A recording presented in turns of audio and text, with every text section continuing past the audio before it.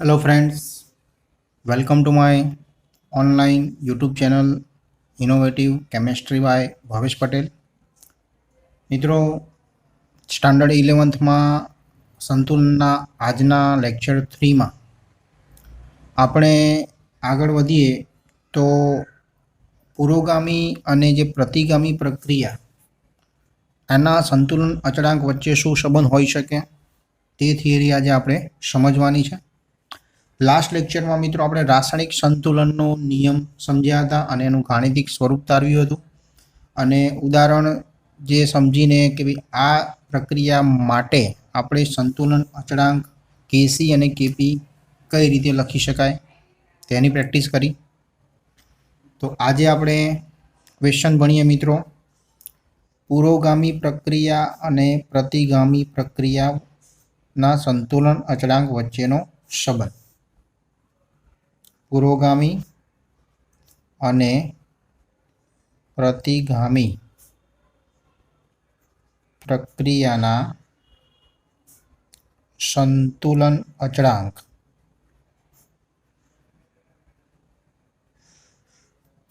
વચ્ચે શું સંબંધ હોઈ શકે?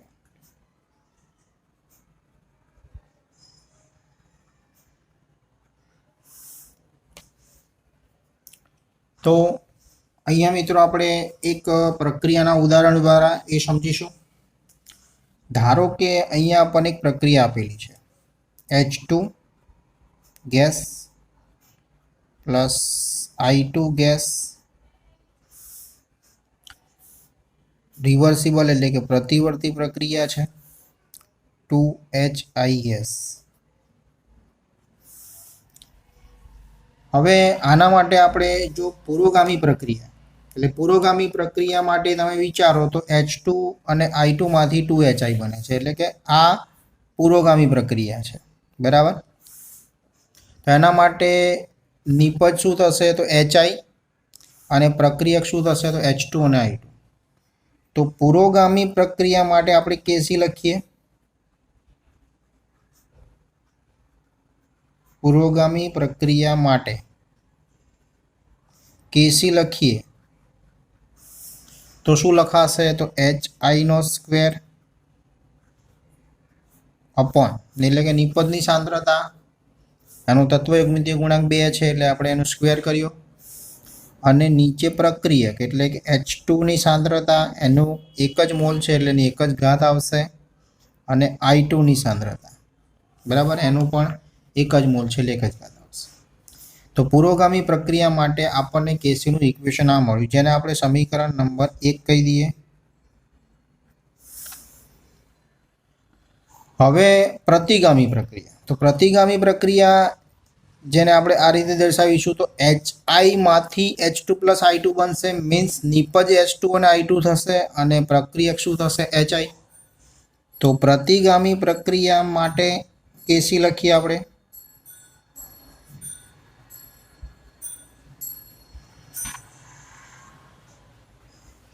તો પ્રતિગામી પ્રક્રિયા માટેનો સંતુલન અચળાંકને મિત્રો અલગ લખવા માટે આપણે એને કેસી ડેશ વડે દર્શાવીએ. તો એનો જે સંતુલન અચળાંક લખીશું તો એમાં નિપજ શું છે H2 અને I2. તો એ નિપજ પહેલા આવશે એટલે કે H2 ની સાંદ્રતા ગુણાકારમાં I2 ની સાંદ્રતા અને નીચે પ્રક્રિયક એટલે કે HI પ્રક્રિયક થાય છે પ્રતિગામી પ્રક્રિયા માટે, બરાબર. પ્રતિગામી પ્રક્રિયા માટે HI જે છે પ્રક્રિયક થાય છે તો એની 2 ઘાત આવશે. આને આપણે સમીકરણ નંબર મિત્રો 2 કહી દઈએ.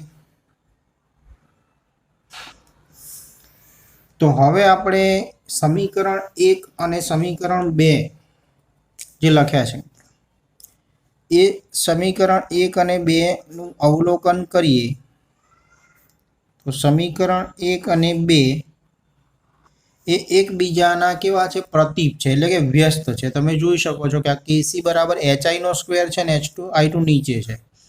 જ્યારે કેસી ડેશ એટલે કે પ્રતિગામી પ્રક્રિયા માટે સંતુલન અચળાંક તો H2 I2 ઉપર આવે છે ને HI નીચે આવે છે એટલે એકબીજાના શું છે વ્યસ્ત છે, એકબીજાના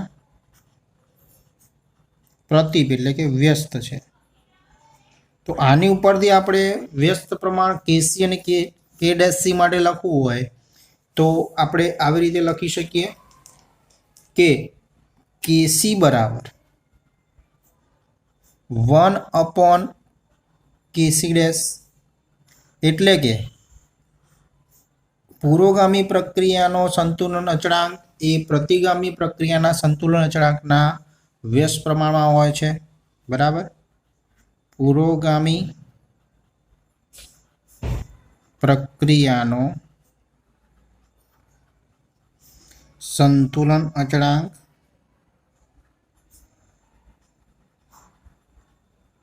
એ પ્રતિગામી પ્રક્રિયાના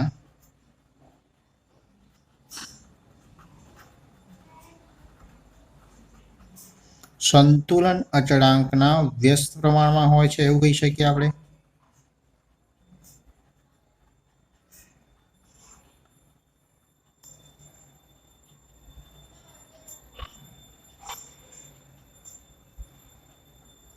ઓકે, તો આ થયો મિત્રો પૂર્વગામી અને પ્રતિગામી પ્રક્રિયાના સંતુલન અચળાંક વચ્ચેનો સંબંધ। હવે આને થોડુંક વધારે વિસ્તૃત સ્વરૂપમાં મિત્રો સમજીએ આપણે। તો અહીંયા આપણને બે અલગ અલગ પ્રક્રિયાઓ આપેલી છે। એ બે પ્રક્રિયાઓની વાત કરીએ તો એક પ્રક્રિયા છે H2 plus I2, it gives 2HI। તો અહીંયા 1 મોલ H2 ની 1 મોલ I2 સાથે પ્રક્રિયા થઈને આપણને 2 મોલ HI પ્રાપ્ત થાય છે। બીજી પ્રક્રિયા મિત્રો કંઈક આવી છે, 1/2 H2 gas plus 1/2 I2 gas, sorry I2 gas, it gives HI, એટલે કે 1 મોલ HI મળે છે। હવે આ બંને માટે મિત્રો આપણે એના સંતુલન અચળાંક આપણે દર્શાવીએ। તો આ બંને માટે સંતુલન અચળાંક જે લખીએ તો આના માટે કેસી લખાશે HI નો સ્ક્વેર, નિપજની સાંદ્રતા, અને H2 અને I2 ની સાંદ્રતા, બરાબર। જ્યારે આનો જે સંતુલન અચળાંક લખાશે કેસી ડેશ બરાબર, અહીંયા તમે જોઈ શકો છો મિત્રો કે H2 જે છે એના 1/2 મોલ છે, I2 ના 1/2 મોલ છે, HI જે છે 1 મોલ છે, એટલે અહીંયા આપણે HI જ લખીશું, એનો સ્ક્વેર નહીં આવે। અહીંયા H2 ની કેટલી ઘાત આવશે તો એના 1/2 મોલ છે એટલે 1/2 ઘાત આવશે, I2 છે તો એના 1/2 ઘાત આવશે। આ રીતે બંનેના સંતુલન અચળાંક લખ્યા આપણે। હવે મિત્રો અહીંયા આપણે કેસી બરાબર આ જે સૂત્ર છે એને આપણે થોડુંક આ રીતે લખી શકીએ કે કેસી બરાબર HI અપોન H2 અને I2, અને આખા બ્રેકેટને આપણે સ્ક્વેર લખીએ। શું લખીએ? સ્ક્વેર। તો આ HI નો સ્ક્વેર લખી શકાય, પણ હવે અહીંયા આપણે H2 ની 1 ઘાત છે અને I2 ની 1 ઘાત છે, તો અહીંયા H2 ની જો આપણે અહીંયા 1/2 લખીએ અને I2 ની 1/2 લખીએ તો 2 2 કેન્સલ થઈ જાય, તો H2 અને I2 1 ઘાત રહેશે, એટલે આને આપણે વિસ્તૃત સ્વરૂપમાં આ રીતે લખી શકાય, H2 ની 1/2 I2 ની 1/2 એનો સ્ક્વેર, એટલે આ જે છે 2 2 જતા રહેશે, બરાબર। આના 2 2 જતા રહેશે એટલે આ પ્રમાણે એની 1 ઘાત થઈ જશે, ને HI નો સ્ક્વેર જે આના બરાબર લેશે।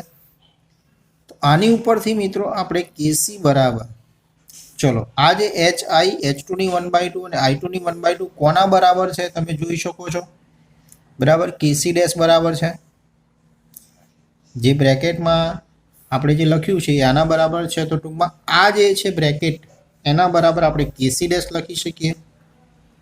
તો કેસી ડેશની કેટલી ઘાત આવી? 2 ઘાત આવી।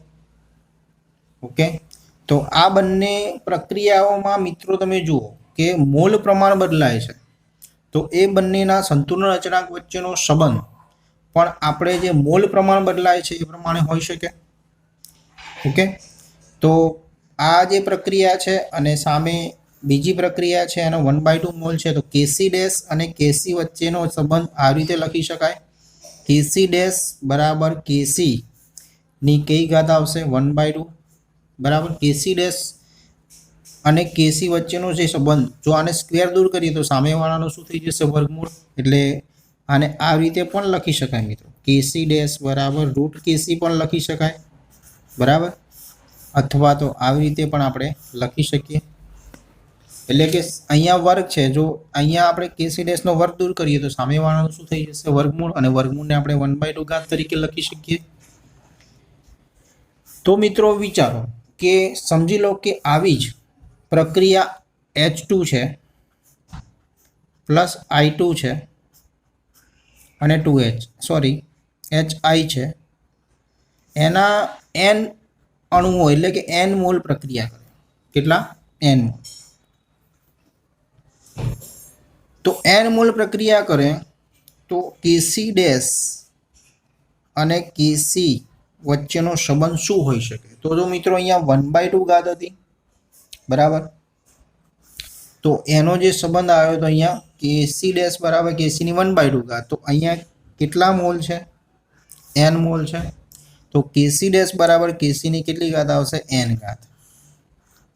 તો આ રીતે આપણે મિત્રો બંને પ્રક્રિયાઓ માટે એના જે મોલ પ્રમાણ છે એના આધારે બંને પ્રક્રિયાઓના સંતુલન અચળાંક વચ્ચેનો સંબંધ દર્શાવી શકાય. ઓકે, જો અહીંયા 3/2 ઘાત હોત તો કેસી ડેશ બરાબર કેસીની કેટલી ઘાત આવે? 3/2 ઘાત આવે. તો આ રીતે આપણે આ બે ઉદાહરણ દ્વારા સ્પષ્ટ કરી શકીએ કે જેટલા એના આપેલ પ્રક્રિયાના જે મોલ પ્રમાણ હશે પ્રક્રિયકના બરાબર, તો એ પ્રક્રિયકના મોલ પ્રમાણે એક કેસી ડેશ અને કેસીની કેટલી ઘાત આવશે? એના મોલ જેટલી, એટલે કે n જેટલી. એટલે આપણે આ સંબંધ એમાંથી તારવી શકીએ. ઓકે મિત્રો, તો આજે આપણે પુરોગામી અને પ્રતિગામી પ્રક્રિયાના સંતુલન અચળાંક અને કેટલાક ઉદાહરણો દ્વારા બંને પ્રક્રિયાઓ માટે કેસી ડેશ અને કેસી વચ્ચેનો સંબંધ આપણે મોલ પ્રમાણને આધારે કેવી રીતે લખી શકીએ.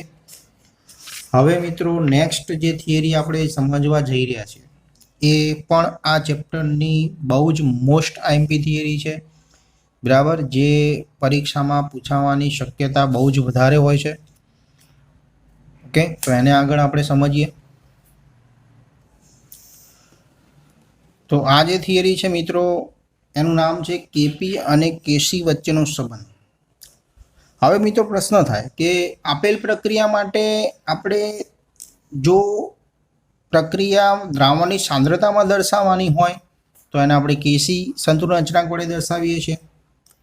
તો જો આપેલ ઘટકો વાયુ અવસ્થા ધરાવતા હોય તો એને આપણે કેપી એટલે કે સંતુલન અચળાંક કેપી વડે દર્શાવીએ છીએ. તો બંને વચ્ચેના સંતુલન અચળાંકમાં શું ફેરફાર હોઈ શકે? તો એ સમજવા માટે મિત્રો આ થિયરી આપણે સમજવી પડે.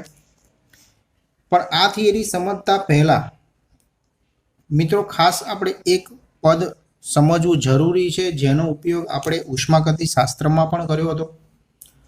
જે પદ છે ડેલ્ટા એન જી. ડેલ્ટા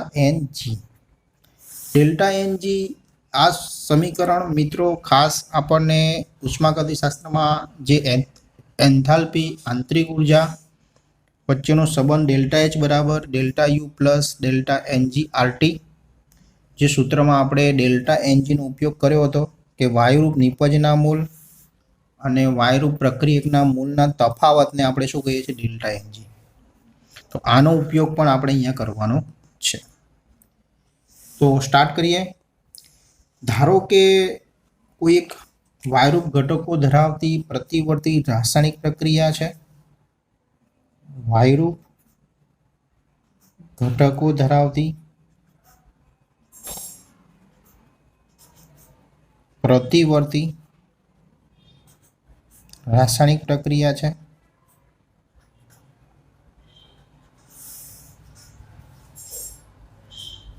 પ્રક્રિયક એ ના એ મોલ છે, સ્મોલ એ મોલ. પ્રક્રિયક બી ના સ્મોલ બી મોલ છે. પ્રતિવર્તી પ્રક્રિયા છે. નિપજ સી ના સ્મોલ સી મોલ છે અને નિપજ ડી ના સ્મોલ ડી મોલ છે. આ પ્રક્રિયા આપણને આપેલી છે. તો હવે વાયુરૂપ ઘટકો ધરાવતી પ્રતિવર્તી રાસાયણિક પ્રક્રિયા માટે આપણે મિત્રો સંતુલન અચળાંક લખવાનું થાય. તો એના માટે આપણે લખી શકીએ કેપી બરાબર સંતુલન અચળાંક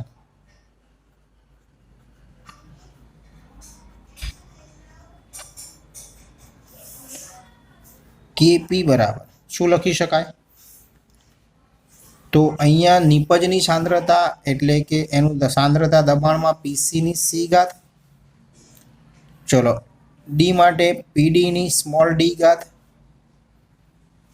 અપોન પ્રક્રિયકની સાંદ્રતા એટલે કે વાયુ સ્વરૂપમાં હોય તો પી એની સ્મોલ એ ઘાત અને પી બીની સ્મોલ બી ઘાત. આ જે ઇક્વેશન છે બરાબર, આપણે એટલે કે એના માટેનું વાયુરૂપ ઘટકો માટે સંતુલન અચળાંક કેપી લખી શકીએ. હવે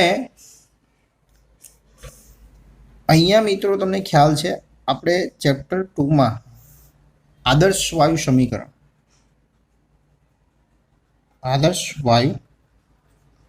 સમીકરણ મુજબ તમને ખ્યાલ છે પી વી બરાબર એન આર ટી થાય. તો પી બરાબર આપણે આવું લખી શકીએ n upon V R T. થોડુંક આપણે અલગ લખીશું કારણ કે એને આપણે સમજાવવાનું છે, એટલે કે વી નીચે આવશે. પરંતુ તમને ખબર છે મિત્રો કે મોલ પ્રતિ લીટર એટલે કે કદ બરાબર આપણે એની સાંદ્રતા સી મોલારિટીમાં દર્શાવીએ છીએ. એટલે કે એન અપોન વી બરાબર શું લખી શકીએ? સી બરાબર. સી સાંદ્રતા મોલ એન એટલે કે મોલ અને પ્રતિ કદ એટલે કે લીટરમાં. તો હવે આ એન અપોન વી જ્યાં દેખાય છે બરાબર, ત્યાં આપણે શું મૂકી શકીએ? સી મૂકી શકીએ. તો આપણને ઇક્વેશન મળ્યું પી બરાબર સી આર ટી બરાબર. પી બરાબર સી આર ટી. હવે અહીંયા મિત્રો આપણને વાયુ એ માટેની સાંદ્રતા, વાયુ બી માટેની સાંદ્રતા, સી માટેની સાંદ્રતા અને ડી માટે બરાબર એના માટે લખવાનું આ સમીકરણ પ્રમાણે લખીએ આપણે. તો ચલો પીએ માટે શું લખી શકીએ આપણે? પીએ માટે વાયુ અહીંયા જે એ છે પ્રક્રિયા એના માટેની સાંદ્રતા પીએ માટે શું લખી શકાય? તો સી એ. આર એ નહીં આવે કારણ કે અચળાંક અને તાપમાન અચળ છે બરાબર, એટલે આર ટી એમના એમ જ રહેશે, એમાં કોઈ ફેરફાર થશે નહીં. એટલે પીએ બરાબર સી આર ટી લખાશે. આવી જ રીતે પી બી બરાબર શું લખાશે? તો સીબી આર ટી લખાશે. પી સી બરાબર શું લખાશે? તો સીસી આર ટી લખાશે. અને પી ડી બરાબર શું લખાશે? તો સી ડી આર ટી લખાશે. હવે આ ચારે ચાર જે વેલ્યુ છે પીએ, પીબી, પીસી અને પીડી, આ બધી જ વેલ્યુ આપણે આ ઇક્વેશનમાં મૂકવાની છે.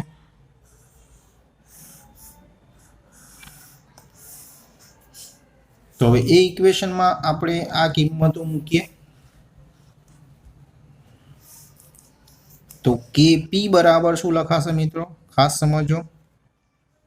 ચલો પીસી માટે સીસીઆરટી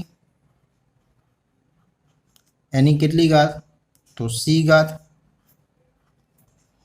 ચલો એવી રીતે પીડી, તો પીડી માટે સીડીઆરટી એની કેટલી ઘાત? તો સ્મોલ ડી ઘાત. પીએ માટે સીઆરટી, તો સીઆરટીની સ્મોલ એ ઘાત અને અહીંયા સીબીઆરટીની સ્મોલ બી ઘાત. ઓકે, આટલા સુધી મિત્રો ખ્યાલ આવી ગયો બધાને. હવે આમાંથી આપણે આરટી જે છે બરાબર અલગ કરી દઈએ, એટલે કે આરટી કોમન કાઢી આરટીની સી ઘાત, સીસીની સી ઘાત એવી રીતે અલગ લખીએ. તો કેપી બરાબર શું લખાશે આવી રીતે સીસીની સી ઘાત ઇન્ટુ સીડીની ડી ઘાત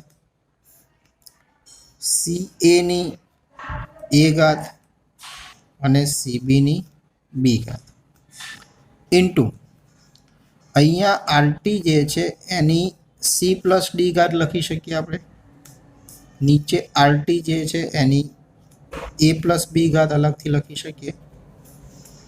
ઓકે, હવે આ ઇક્વેશનમાં આ જે આટલી વેલ્યુ છે મિત્રો એ આપણે આગળના લેક્ચરમાં ભણ્યા હતા આપણે કે તમે સંતુલન અચળાંક માટે જે સમીકરણ લખીએ બરાબર, તો એમાં કેઈ બરાબર આપણે જે કેસી લખીએ છીએ તેમાં એને આ રીતે બી લખી શકાય, સાંદ્રતા બ્રેકેટમાં હોય બરાબર મોટા કૌંસમાં, તો એને સાંદ્રતા તરીકે લખી શકીએ. જો આવી રીતે ના લખવું હોય તો આવી રીતે સીસીની સી ઘાત, સીડીની ડી ઘાત, સીએની એ ઘાત, સીબીની બી ઘાત આપણે લાસ્ટ લેક્ચરમાં ભણ્યા હતા, તો એના માટે શું લખી શકીએ કેસી. તો બસ આ જ વેલ્યુ માટે આપણે અહીંયા શું લખી દેવાનું છે કેસી બરાબર, આ જે કેસી જે છે અહીંયા લખી દેવાનું છે. તો હવે એના ઉપરથી આપણને ઇક્વેશન મળ્યું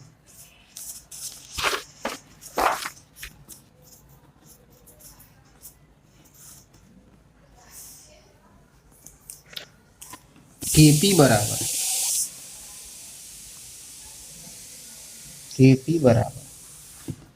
આના જે બરાબર આપણે શું લખવાનું છે અહીંયા કેસી, આરટીની સી પ્લસ ડી ઘાત, આરટીની એ પ્લસ બી ઘાત.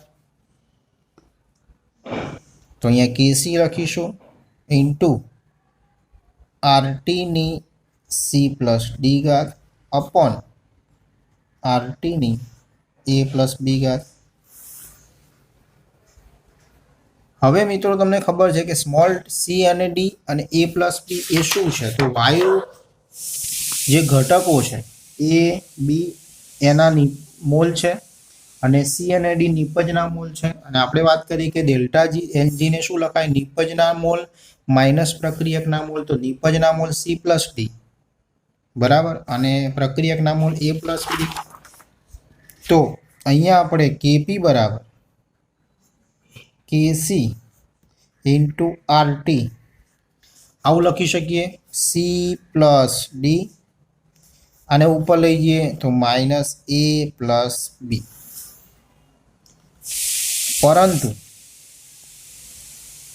સી પ્લસ ડી માઇનસ એ પ્લસ બી બરાબર શું છે ડેલ્ટા એનજી, જેને આપણે વાયરૂપ નિપજના મોલ ઓછા વાયરૂપ પ્રક્રિયકના મોલ કહીએ છીએ બરાબર.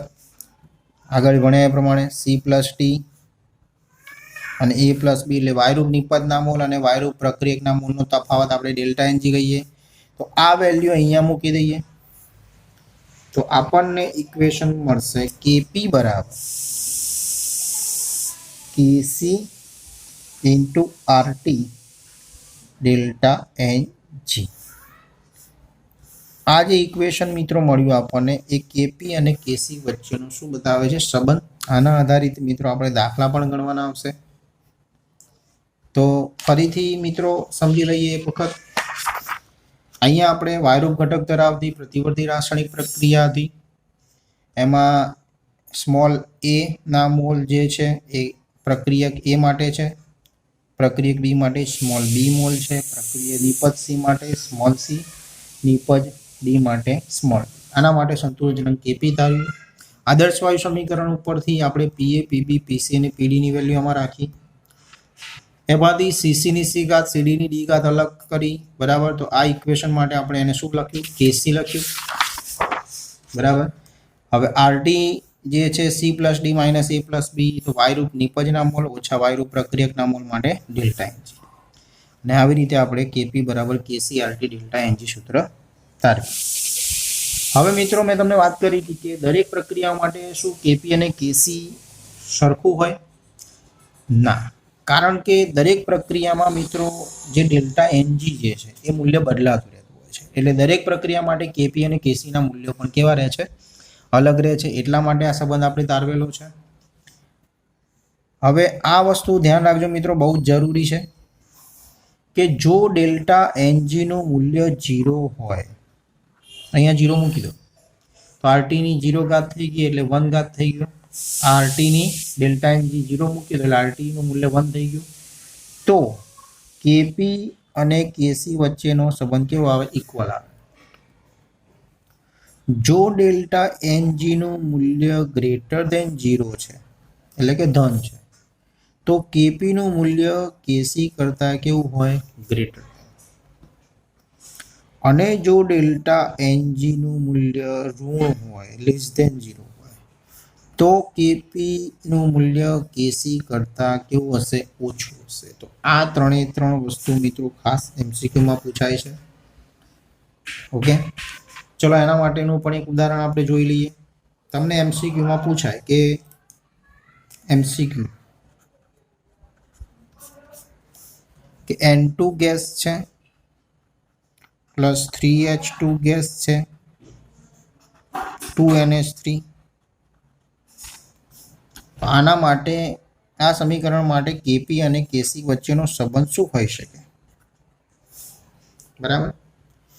તો અહીંયા મિત્રો આપણે ખાસ ડેલ્ટા એનજીનું મૂલ્ય શોધી દેવાનું. ડેલ્ટા એનજીનું મૂલ્ય બરાબર વાયુરૂપ નિપજના મોલ. તો નિપજ શું છે? 2NH3, તેના માટે 2. અને વાયુરૂપ પ્રક્રિયકના મોલનો તફાવત. તો પ્રક્રિયક કયા છે? તો આ H2 અને N2, એના 3 મોલ અને અહીંયાનો 1 મોલ, એમ કરીને 4. તો ડેલ્ટા એનજીનું મૂલ્ય કેટલું આવ્યું? -2. ડેલ્ટા એનજીનું મૂલ્ય -2 આવ્યું એનો મતલબ કે લેસ ધેન 0 આવ્યું. તો આ પ્રક્રિયા માટે કેપી અને કેસીનો વચ્ચેનો સંબંધ શું થાય? કેપી લેસ ધેન કેસી.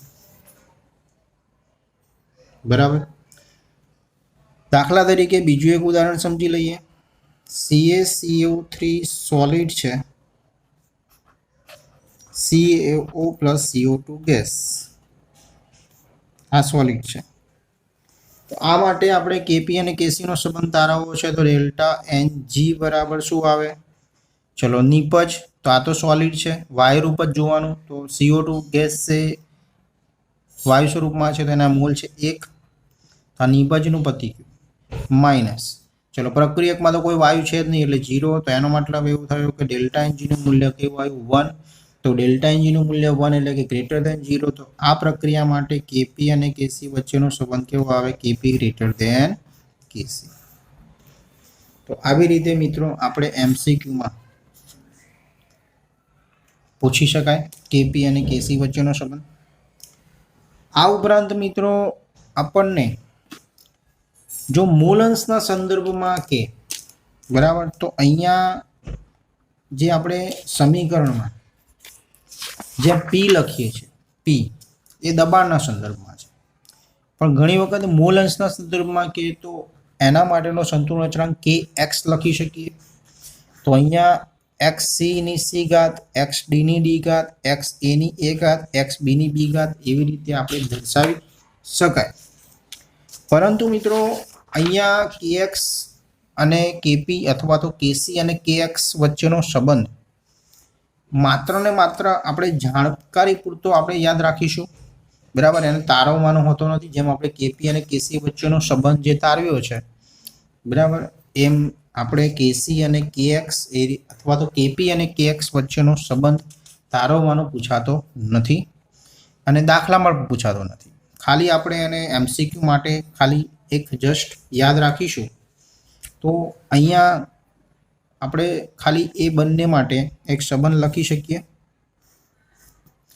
કે કેપી એ કેએક્સ સાથે સંબંધ ધરાવતો હોય, એટલે કે કેપી અને કેએક્સ વચ્ચેનો સંબંધ આપણે દર્શાવવો હોય તો કેપી બરાબર કેએક્સ ત્યારે જે દબાણ હોય છે, બરાબર, જે આપણું સમીકરણ હતું એ વાયુનું જે કુલ દબાણ હોય, બરાબર, એની ડેલ્ટા એનજી ઘાત સ્વરૂપે લખવામાં આવે છે કેપી અને કેએક્સમાં.